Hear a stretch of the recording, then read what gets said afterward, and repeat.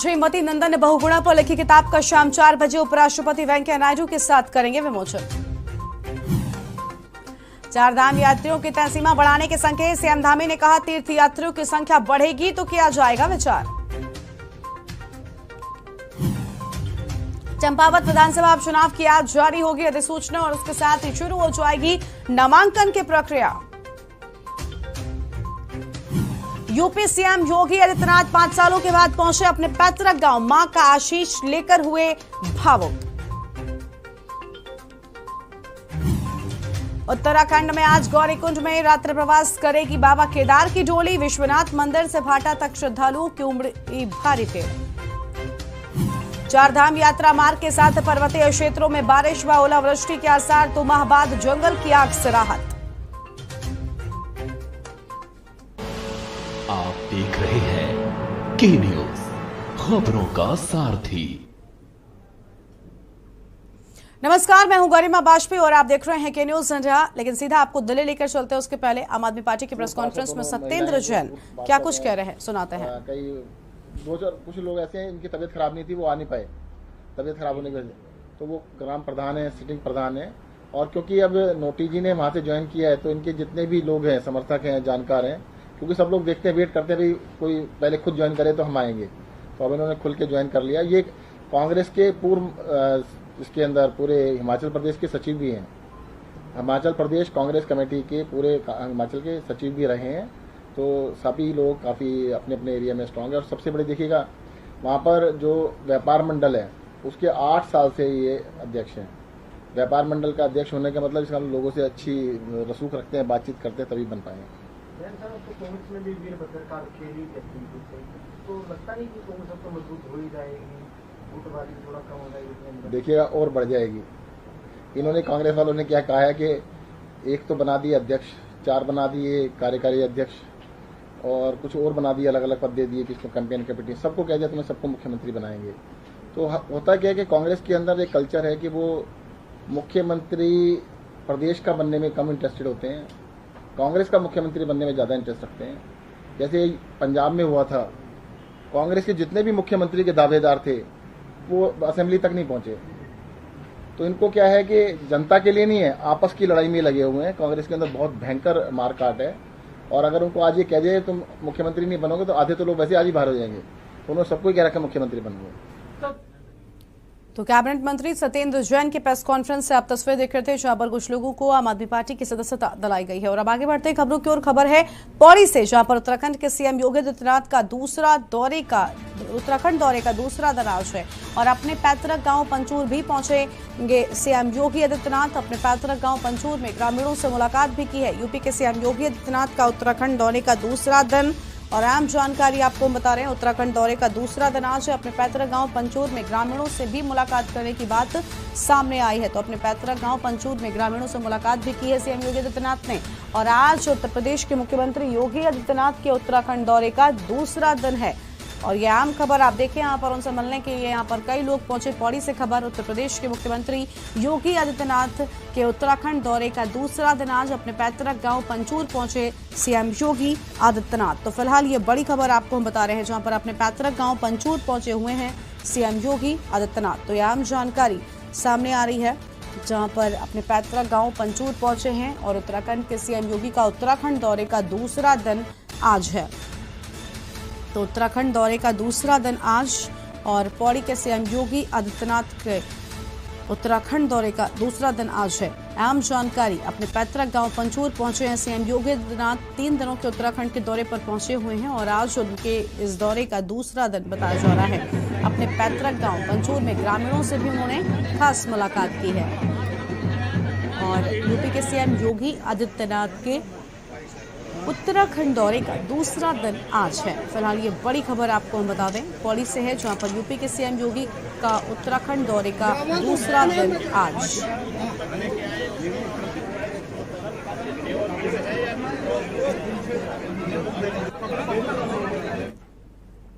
और अगली खबर है रुद्रप्रयाग से, जहां पर बाबा केदार की पंचमुखी उत्सव यात्रा फाटा से की प्रस्थान। आज डोली अंतिम रात्रि प्रवास के लिए पहुंचेगी गौरा माई मंदिर। गौरीकुंड की रात्रि प्रवास के बाद कल केदारनाथ के लिए रवाना होगी और 6 को सुबह 6:25 पर खुलेंगे बाबा के कपाट। तो 6 को सुबह 6:25 पर बाबा के कपाट खुल जाएंगे और गौरीकुंड में रात्रि प्रवास के लिए डोली रवाना हो चुकी है और 6 मई को सुबह 6:25 पर खुलेंगे बाबा के कपाट। तो फिलहाल ये बड़ी खबर आपको हम बता दें रुद्रप्रयाग से, जहां बाबा केदार की पंचमुखी उत्सव यात्रा फाटा से प्रस्थान की है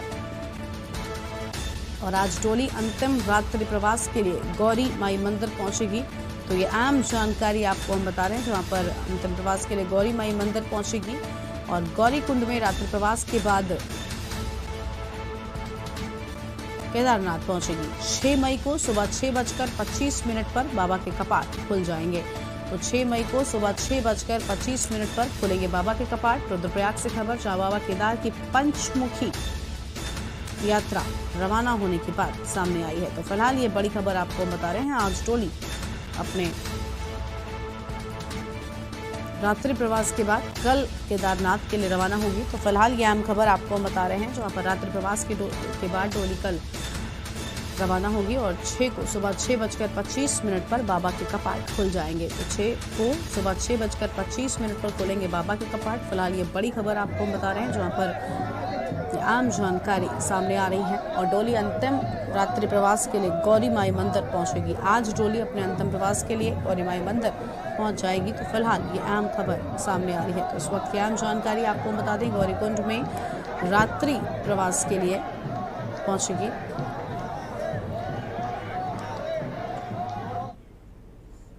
और अगली खबर है पौड़ी से, जहां पर जनपद के श्रीनगर के स्पीत गांव के एक सैनिक परिवार ने भूमाफियाओं पर उनकी जमीन कब्जाने व मारपीट करने का आरोप लगाया है और पीड़ित परिवार ने डीएम से मुलाकात कर न्याय दिलाने की मांग की है। इस दौरान उन्होंने डीएम को बताया कि क्षेत्र के एक भूमाफिया द्वारा उनकी जमीन कब्जाने का प्रयास किया जा रहा है और कहा कि विरोध करने पर भूमाफिया द्वारा उनके साथ मारपीट भी की गई।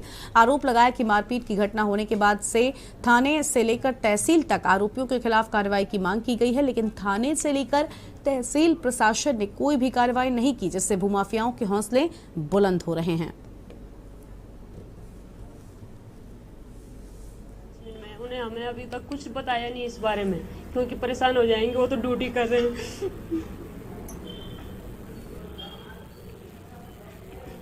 अगर ऐसे ही हमारे साथ होता रहा तो हम तो आत्महत्या कर लेंगे सर।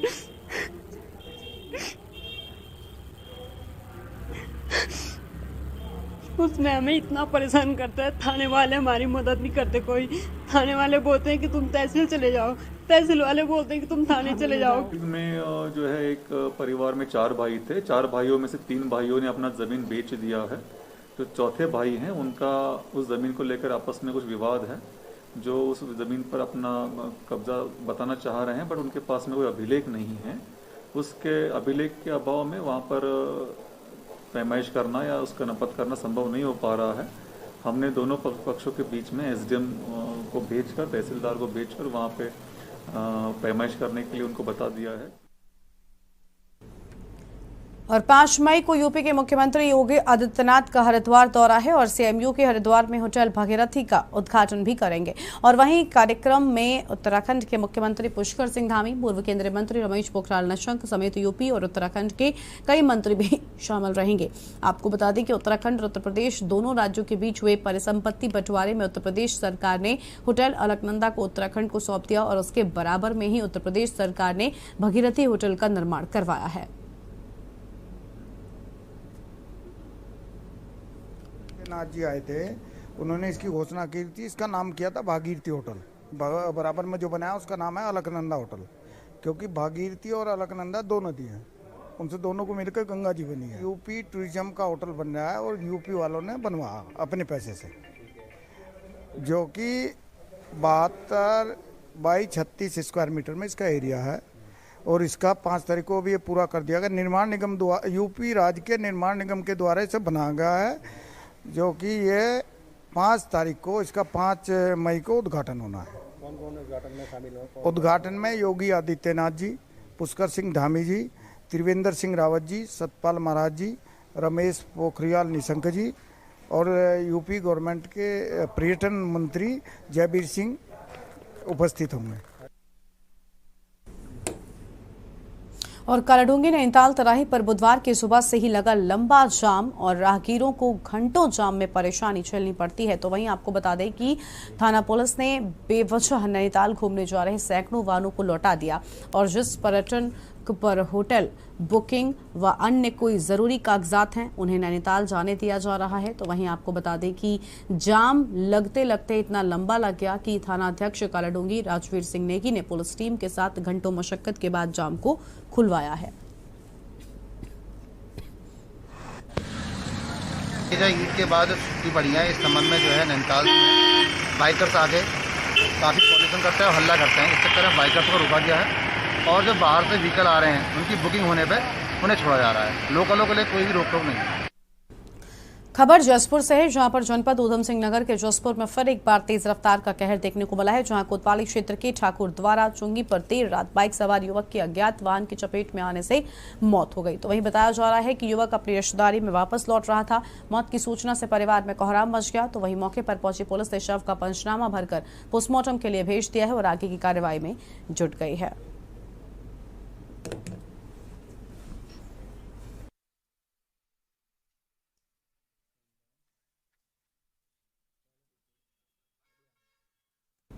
अगली खबर हरिद्वार से है, जहां पर राजाजी टाइगर रिजर्व पार्क की हरिद्वार रेंज स्थित मनसा देवी पर्वतमाला के जंगलों में लगातार हो रही आग की घटनाओं को लेकर पार्क प्रशासन हाई अलर्ट मोड पर है और बीते 26 अप्रैल से राजाजी टाइगर रिजर्व पार्क में जंगलों में लगी आग से करीब 40 हेक्टेयर जंगल आग की चपेट में आ चुके हैं और इसके बाद भी बीते खड़खड़ी क्षेत्र के स्थित राजाजी टाइगर रिजर्व पार्क के जंगलों में आग लग गई थी।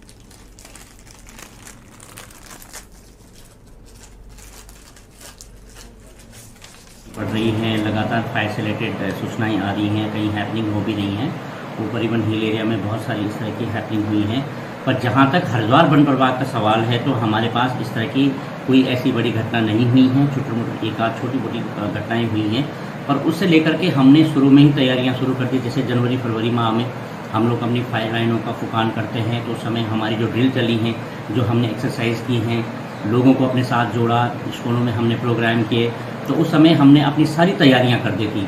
उसके बाद जो है हमने अपनी स्पेशल क्षेत्र जो बहुत सेंसिटिव एरिया हैं तो वहाँ पे हमने टीमें बनाई हैं। उन टीमों में इस समय आप प्रभाग में देखेंगे तो 101 फायर वॉचर हम लोगों ने रखे हुए हैं, तो उनको उनकी सेंसिटिविटी के हिसाब से हम लोगों ने डिस्ट्रीब्यूट किया हुआ है। उत्तराखंड की चंपावत सीट पर होने वाले उपचुनाव को लेकर मुख्य चुनाव आयोग ने तिथियों का ऐलान कर दिया है और आज चंपावत सीट के लिए उप चुनाव आयोग अधिसूचना जारी करेगा। इसके बाद 11 मई को नामांकन दाखिल किया जाएगा, 17 मई को नामांकन वापस लिया जा सकेगा और 31 मई को इस सीट पर मतदान किया जाएगा, जबकि 3 जून को नतीजों की घोषणा की जाएगी। चंपावत उपचुनाव के लिए भाजपा ने अपनी तैयारी पूरी कर ली है, जबकि बाकी की विपक्षी पार्टियां अभी तक मुख्यमंत्री के सामने उपचुनाव लड़ने वाले चेहरे को भी चुनाव नहीं कर पाई हैं।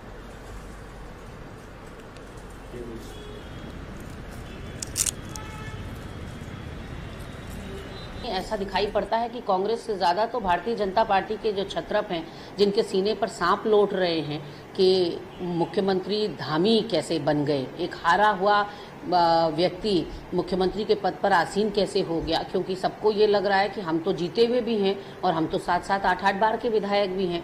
फिर ऐसे में एक नवयुवक और जो हारा हुआ है उसको कैसे मुख्यमंत्री पद पर काबिज कर दिया। तो आप देखिएगा चंपावत चुनाव में कांग्रेस से ज़्यादा सक्रिय आपको भारतीय जनता पार्टी के छत्रप दिखाई पड़ेंगे, जो जड़ों में मट्ठा डालने का काम करेंगे। देखिए, चंपावत की जनता और प्रदेश की जनता बेसब्री से इन तिथियों का इंतजार कर रही थी। चंपावत की जनता आतुर है पुष्कर धामी जी को अपना मुख्यमंत्री चुनने के लिए, और प्रदेश की जनता तो पुष्कर धामी जी को अपना मुख्यमंत्री चाहती ही थी, इसीलिए 47 सीटें जीत कर दी। अनफॉर्चुनेटली थोड़े बहुत भीतर घात और कुछ कारणों से वहाँ हार गए खटी में, लेकिन को पार्टी ने बहुत गंभीरता से लिया है। खुद हमारे राष्ट्रीय नेतृत्व यहाँ चलकर आए, उन्होंने सबकी बातें सुनी समझी। इसका मतलब साफ है कि संगठन में कोई कोताही पार्टी बर्दाश्त नहीं करेगी।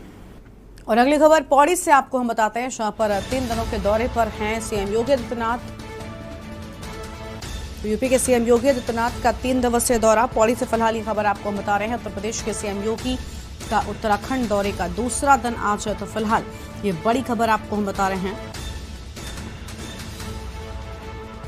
अपने पैतृक गांव पंचूर पहुंचे सीएम योगी आदित्यनाथ। पौड़ी से यह बड़ी खबर। अपने पैतृक गांव पंचूर पहुंचे और सीएम योगी ने अपने पैतृक गांव का भी निरीक्षण किया है।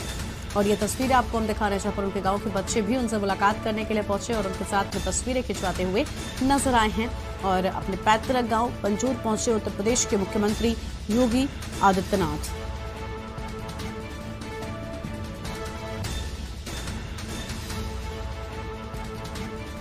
सीएम योगी अपने छोटे भाई के मुंडन समारोह में भी शामिल हुए हैं। तो फिलहाल ये बड़ी खबर, सीएम योगी का 3 दिवसीय दौरा, उत्तर प्रदेश के सीएम योगी आदित्यनाथ का 3 दिवसीय दौरा। अहम खबर आपको हम बता रहे हैं पौड़ी से। तो ये तस्वीर आपको हम दिखा रहे हैं, जहां पर सीएम योगी आदित्यनाथ अपने पैतृक गांव का निरीक्षण करने के लिए पहुंचे। एक्सक्लूसिव तस्वीरें आपकी टीवी स्क्रीन पर आपको हम दिखा रहे हैं। और अपने पैतृक गांव पंचूर पहुंचे उत्तर प्रदेश के मुख्यमंत्री योगी आदित्यनाथ और यहां पर बच्चों से मुलाकात करते हुए उनके साथ तस्वीरें खिंचाते हुए भी नजर आए हैं सीएम योगी। तो सीएम योगी अपने पैतृक गांव का निरीक्षण करने के लिए पहुंचे। ये तस्वीर आपको हम दिखा रहे हैं, एक्सक्लूसिव तस्वीरें के न्यूज पर आप देख पा रहे हैं। 3 दिवसीय दौरा है उत्तर प्रदेश के मुख्यमंत्री योगी आदित्यनाथ का। तो 3 दिवसीय दौरे पर हैं सीएम योगी आदित्यनाथ।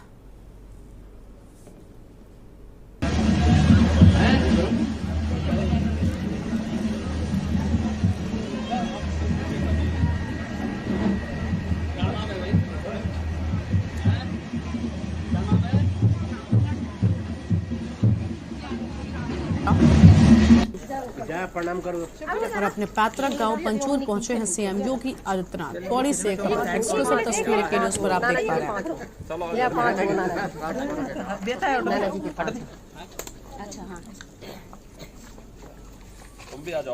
यूपी के सीएम योगी आदित्यनाथ का उत्तराखंड दौरे का दूसरा दिन आज अपने पैतृक गांव पंचूर पहुंचे सीएम योगी आदित्यनाथ। चलो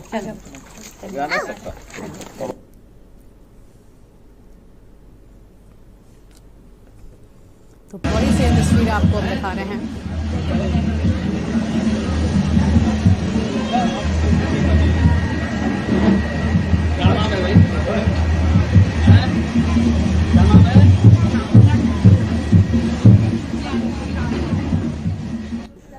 प्रणाम करो।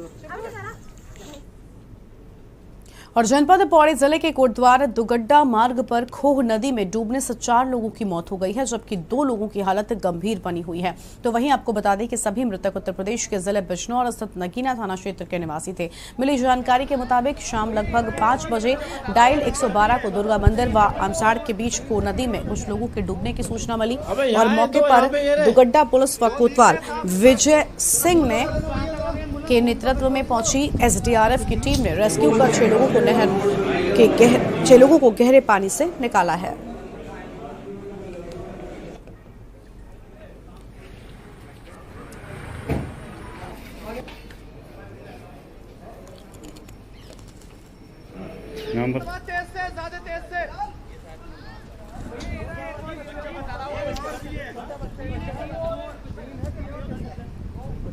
अबे यहाँ है 2, यहाँ पे ये रे 2 दिख रहे।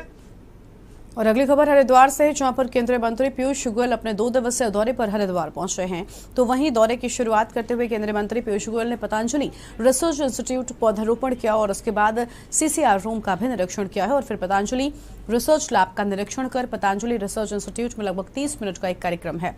यहाँ पर आचार्य बालकृष्ण ने केंद्रीय मंत्री पीयूष गोयल का स्वागत भी किया है। मंत्री के साथ प्रदीप बत्रा विधायक रुड़की, आदेश चौहान विधायक रानीपुर सहित भाजपा के नेता भी मौजूद थे।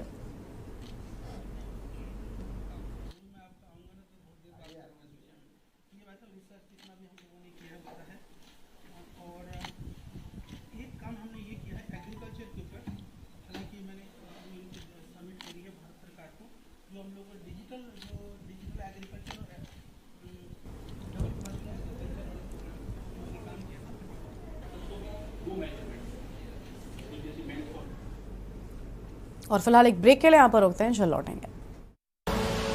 आप देख रहे हैं के न्यूज, खबरों का सारथी। गर्मी के बीच पावर कट से हाहाकार, बिजली कटौती, हर तरफ कोहराम, शहर गांव में बत्ती गुल, लोग परेशान। कोयला खत्म, कैसे सुधरेंगे हालात?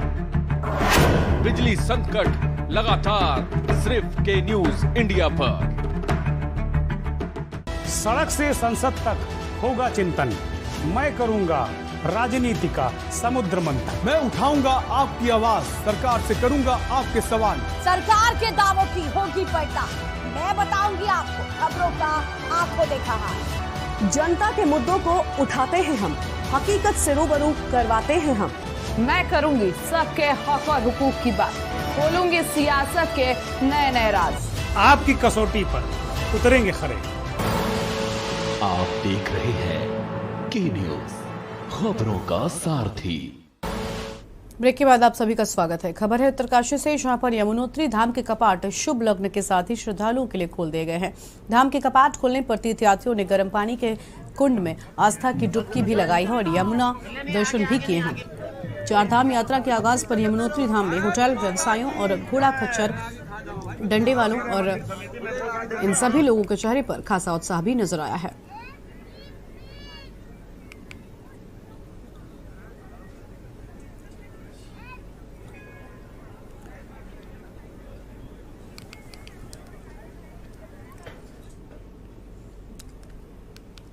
अगली खबर रुद्रप्रयाग से है, जहां पर उत्तराखंड के 4 धामों के बाद अब पंच केदारों के कपाट खोलने की तैयारियां भी शुरू हो गई हैं। पंच केदारों में से तृतीय केदार के रूप में विख्यात भगवान तुंगनाथ की डोली भी अपने शीतकालीन गति स्थल तुंगनाथ मंदिर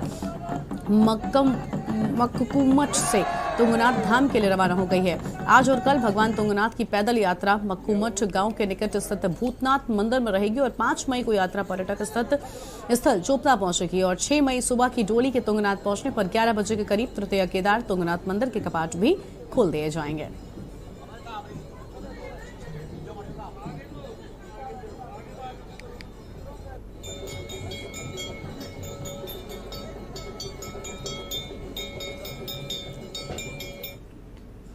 और अगली खबर है देहरादून से, जहां पर उत्तराखंड विधानसभा अध्यक्ष रितु खंडूरी भूषण ने अपने दिल्ली के दौरे के दौरान मंगलवार को केंद्रीय रक्षा मंत्री राजनाथ सिंह से उनके आवास पर भेंट की है और इस दौरान विधानसभा अध्यक्ष ने उत्तराखंड के सर्वांगीण विकास से संबंधित विभिन्न विषयों पर रक्षा मंत्री से चर्चा भी की है।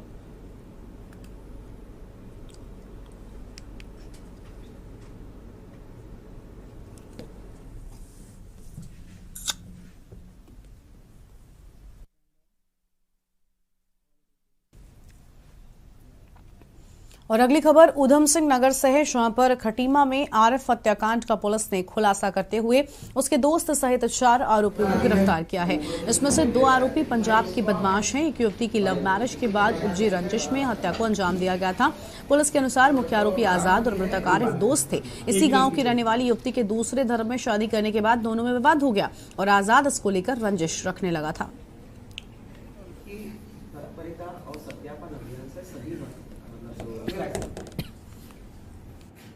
पुड़ा के पास जंगल के निकट एक लाश पड़ी है जिसका गला रेता गया है।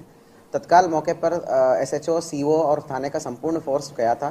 तो जो मृतक का शिनाख्त हुआ है आरिफ करके, आरिफ है निवासी जो है जमोर थाना कटीमा का निवासी है। तो आरिफ के भाई के तहरीर पर तत्काल मुकदमा भी कायम कर लिया गया। पंचायतनामा पोस्टमार्टम की कार्रवाई भी की गई। तो जिनके शक के आधार पर एक जो आरिफ के भाई के द्वारा जो शक व्यक्त की गई उसके आधार पर एक व्यक्ति आज़ाद को हमने पुलिस ने गहन पूछताछ में पाया गया कि आज़ाद और आरिफ का बीच में एक लड़की को मैटर को लेकर थोड़ा सा रंजिश था।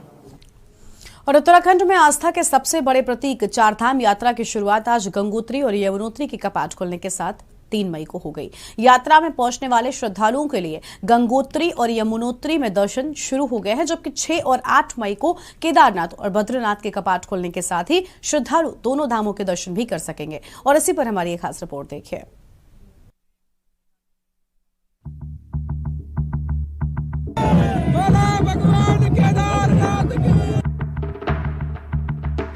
उत्तराखंड की 4 धाम यात्रा आज से विधिवत शुरू हो गई है। आज अक्षय तृतीया के शुभ अवसर पर मां गंगोत्री और यमुनोत्री धाम के कपाट खुलने के साथ ही इस 4 धाम यात्रा पर आने वाले श्रद्धालु गंगोत्री और यमुनोत्री के दर्शन कर सकेंगे। जबकि बाबा केदारनाथ और बद्रीनाथ धाम के कपाट 6 मई और 8 मई को खोले जाएंगे, यानी 8 मई से पूरी 4 धाम यात्रा विधि विधान से शुरू हो जाएगी। चारों धामों के साथ साथ सिखों के सबसे बड़े धार्मिक स्थान हेमकुंड साहिब के दर्शन भी 22 मई से शुरू किए जाएंगे। कोरोना के कारण 2 साल बाधित रही इस 4 धाम यात्रा को एक बार फिर शुरू करने के लिए उत्तराखंड सरकार ने पूरी मेहनत से तैयारियां की हैं। प्रदेश के मुखिया पुष्कर सिंह धामी लंबे समय से 4 धाम यात्रा से जुड़ी तैयारियों की मॉनिटरिंग कर रहे थे। 4 धाम यात्रा के शुरू होने के साथ ही सरकार की तैयारियों की अब अग्नि परीक्षा है। सरकार को पूरी उम्मीद है कि इस बार की यात्रा पूरी सफलता के साथ संचालित होगी। साथ ही ये यात्रा पिछले कई सालों के रिकॉर्ड तोड़ेगी। यात्रा में आने वाले श्रद्धालुओं के लिए कोरोना टेस्ट की अनिवार्यता को भी सरकार ने खत्म कर दिया है। वो बहुत ऐतिहासिक होने वाली है और सभी जनों के सहयोग से, हमारे सभी देवी देवताओं के आशीर्वाद से यात्रा हमारी अच्छी होगी। उसके लिए हम लोग सब लोग लगे हुए हैं और साथ में हमारे साथ बहुत सारी सामाजिक संस्थाएं, समाज के लोग स्वयं भी लगे हुए हैं और हम सबका आह्वान भी कर रहे हैं। क्योंकि यात्रा इस बार पिछले 2 सालों के बाद हो रही है, तो यात्रा में संख्या ज़्यादा होनी है और ये हमारे लिए एक चुनौती भी है और चुनौती के साथ साथ अच्छा करने का अवसर भी है उत्तराखंड के पास। उत्तराखंड की सरकार या उत्तराखंड के लोग, सभी लोग मिलकर हम लोग अच्छा करेंगे। उसमें आप सब लोगों का भी योगदान चाहिए, सभी का योगदान। कोविड के लिए, कोविड के दृष्टिगत आपको RT-PCR रिपोर्ट होना जरूरी है या कि डबल वैक्सीनेशन डोज का सर्टिफिकेट होना जरूरी है। ये सब हो तो अच्छा है, किंतु मैं स्पष्ट करना चाहूंगा कि ये मैंडेटरी नहीं है। ये आज की तारीख में जो नियम लागू हैं उत्तराखंड में, उसके हिसाब से RT-PCR रिपोर्ट का और डबल वैक्सीनेशन डोज के सर्टिफिकेट की अभी कोई आवश्यकता नहीं है। उसकी चेकिंग पुलिस द्वारा बॉर्डर्स पे नहीं की जाएगी। उत्तराखंड में होने वाली 4 धाम यात्रा से पहाड़ पर रहने वाले लोगों के रोजगार जुड़े हैं। पिछले 2 सालों से यात्रा न चलने के कारण सभी लोगों को अपने रोजगार से वंचित रहना पड़ा था, लेकिन इस साल पहाड़ पर रहने वाले स्थानीय लोग इस बार अपना रोजगार भी कर सकेंगे।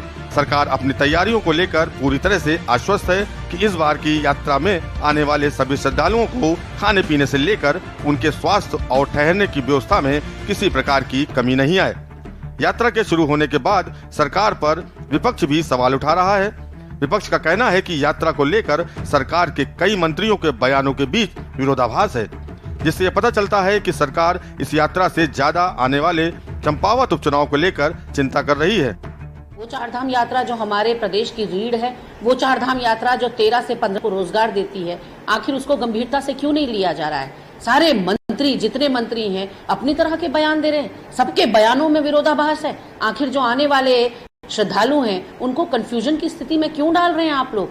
एक व्यक्ति अधिकृत क्यों नहीं किया जा रहा है जो 4 धाम यात्रा के बारे में ब्रीफिंग किया करे, जो केवल 4 धाम यात्रा के बारे में ऑफिशियल रूप से कोई बयान दे सके? आपके धन सिंह रावत कुछ कह रहे हैं, सतपाल महाराज कुछ कह रहे हैं, गणेश जोशी कुछ कह रहे हैं और स्वयं मुख्यमंत्री कुछ कह रहे हैं। कोई सत्यापन की बात कर रहा है, कोई ओपन फॉर ऑल कह रहा है, कोई 2 गज की दूरी की बात कर रहा है, तो कोई कह रहा है कि टेस्टिंग की रिपोर्ट लानी होगी और कोई कह रहा है ये अनिवार्य नहीं होगा।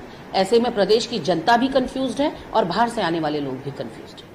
और माननीय मुख्यमंत्री जी, देश के प्रधानमंत्री नरेंद्र मोदी जी, अटल जी ने बनाया है, मोदी जी संवारेंगे। आप देखते हैं, हम लोग कहते नहीं है, करके दिखाते हैं। भारतीय जनता पार्टी ने झूठे वादे नहीं किए, क्योंकि भारतीय जनता पार्टी पक्के इरादे लेके आई है। आपने देखा कि देश के प्रधानमंत्री जी यहाँ के तीर्थन को लेके कितना ज़्यादा जो है अपना ध्यान रखते हैं। तो निश्चित रूप से एक अच्छी यात्रा का शुभारंभ होने जा रहा है और कांग्रेस का काम ही है आरोप लगाना, निराधार आरोप लगाना। अगर उनके आरोपी की कोई भी सत्यता होती तो 2017 से 22 तक वो कहीं ना कहीं स्थापित होते। आज कांग्रेस किस स्थान पे है, ये देवभूमि की जनता ने उनको आईना दिखाया है। 2 साल के बाद शुरू हुई 4 धाम यात्रा का इंतजार राज्य सरकार से ज्यादा पहाड़ों में रहने वाली उस आबादी को था जो 4 धाम यात्रा के सहारे अपने रोजगारों से जुड़ी रहती है।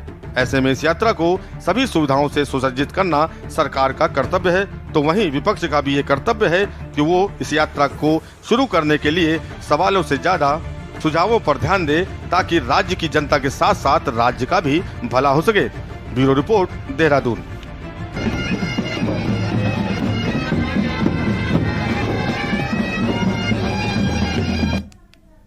और खबर उत्तराखंड में फिलहाल इतना ही। आप देखते रहिए के न्यूज़ इंडिया। नमस्कार।